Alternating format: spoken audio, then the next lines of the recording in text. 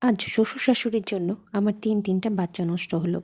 শুধুমাত্র তাদের হিংসার কারণে, তাদের অত্যাচারে আমি মাতৃত্বের স্বাদ পেলাম না। শুধুমাত্র তাদের কারণে আজ আমার স্বামী আমার থেকে অনেক দূরে। আমার বিয়ে হয় একটি হুজুর পরিবারে। তারা সবাই নামাজি এবং খুবই ভালো। আমার বাবা-মা দেখে শুনে তাদের সাথে আমার বিয়ে দেয়।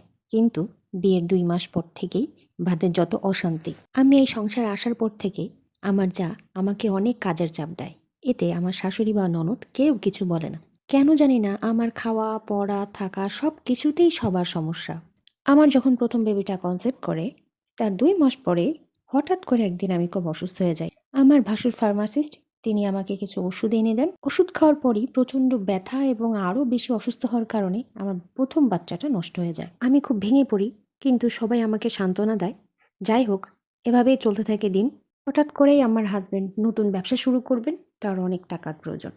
এখন সে আমাকে টাকার চাপ দিতে থাকে। আমি এতে রাজি না হওয়ায় সে আমাকে নিয়মিত টর্চার করতে থাকে। যখনই আমি এসব বিষয় নিয়ে আমার শ্বশুর এবং শাশুড়ির সাথে বসি, কথা বলতে যাই, তখন তারা আমাকে উল্টো প্রেশার দেয়।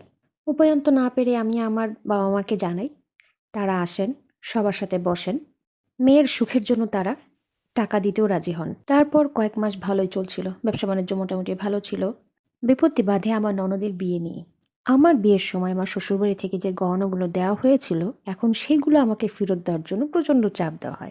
আমি রাজি না হওয়ায় আবার বরাবরের মতো গায়ে হাত তোলা শুরু, আবার গার্জিয়ান ডাকা, আবার বসাবসি।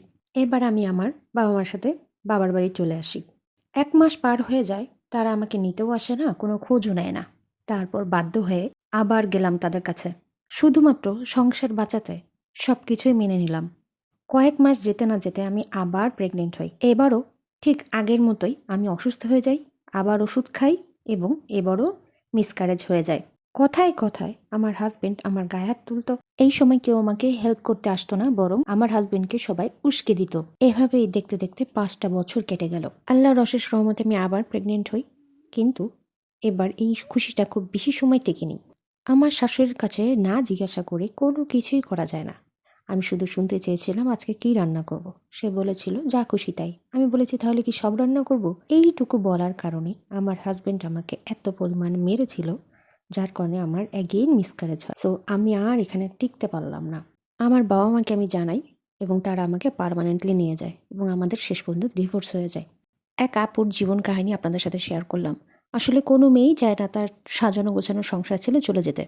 আমাদের সমাজের কিছু কিছু মানুষ আছে যারা এতটাই খারাপ, মেয়েদের মেয়ে হিসেবে মানে না। তারা ভাবে একটা বউ গেলে আর একটা আসবে। ভালো থাকবেন সবাই। আল্লাহ হাফেজ।